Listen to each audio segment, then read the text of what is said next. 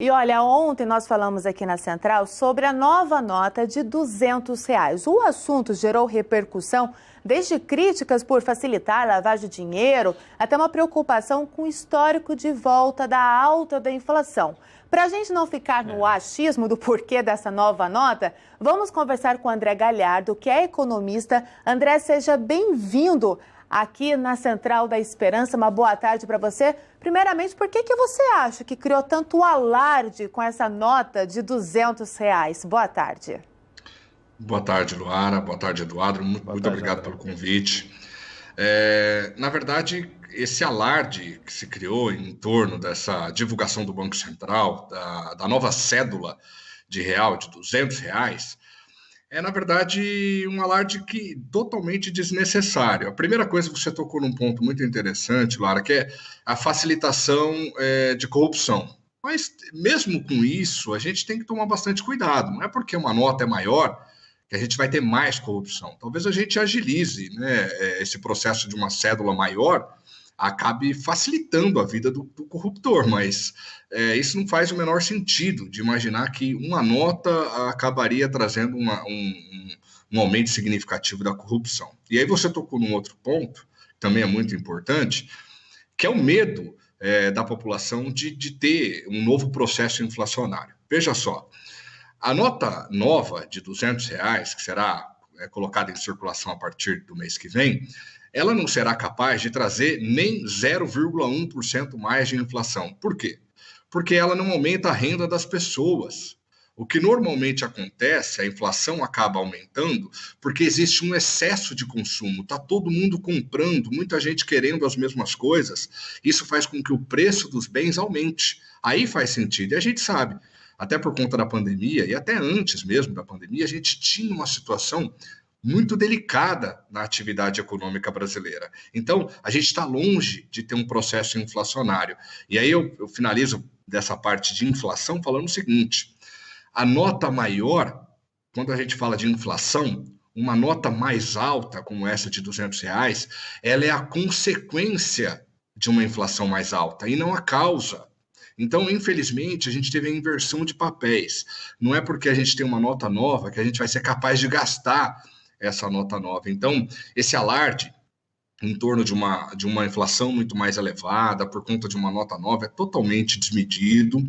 Não faz sentido a gente ter esse medo de uma inflação em decorrência de uma nota nova, fosse ela de 200, de 300, de 500. É como eu disse, quando a gente tem um processo de inflação mais alta, aí faz sentido criar notas mais elevadas. Nos últimos 4 anos, a inflação brasileira está sob controle, aliás, reflexo justamente dessa diminuição da atividade econômica que a gente está tendo.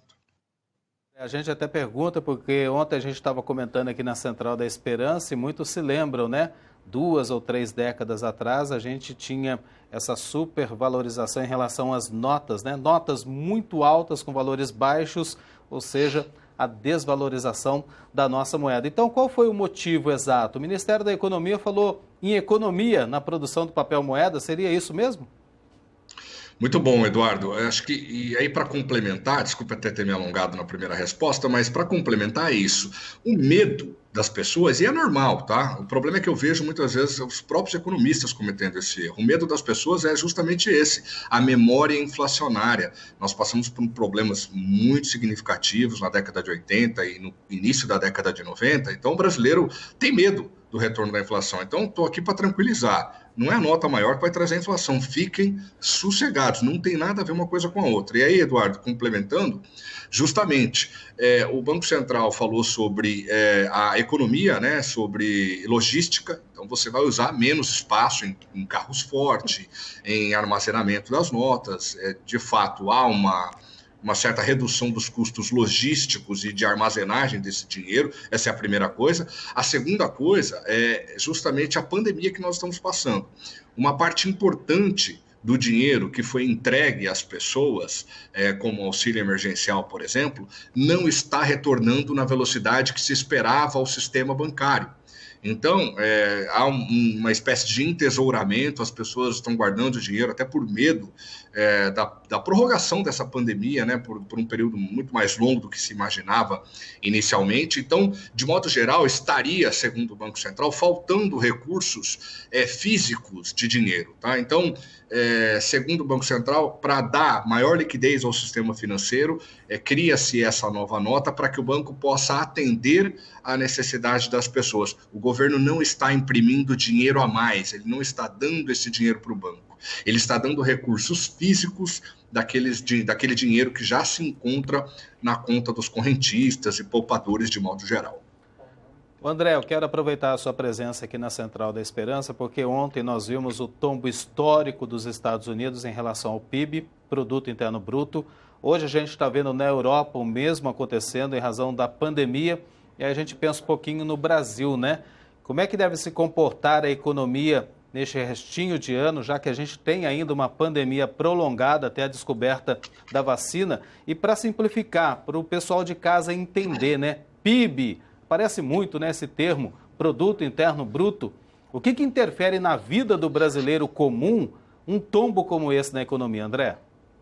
Muito boa pergunta, Eduardo. Olha, de forma mais simples possível, ontem você lembrou bem aqui, os Estados Unidos anunciaram uma queda anualizada de 32,9%. Na comparação do segundo trimestre com o primeiro, a queda foi de 9,5%. É muito grande, é uma queda muito forte. Então, isso deve acontecer também no Brasil. A estimativa é de uma queda superior a 10% no segundo trimestre. Alguns dados indicam que o pior já ficou para trás do ponto de vista da atividade econômica. O pior teria sido o mês de abril e a gente vem retomando de forma muito gradual. Produto Interno Bruto, que é a somatória de todos os bens e serviços produzidos num país em um determinado período. Então, uma empresa produziu 10 carros, enquanto a padaria produziu 100 pães, enquanto a construtora construiu 5 casas. O somatório de toda essa produção é chamado de PIB. Tudo que foi produzido num determinado país. Aí entra serviços também, como serviço de telefonia, serviços bancários, de seguros, etc. Soma tudo o que a gente produziu, é chamado de PIB. E aí a leitura é feita trimestralmente, ou seja, o que nós conseguimos produzir em termos monetários no segundo trimestre deste ano? Esse é o resultado que nós vamos conhecer, inclusive, em breve aqui no Brasil.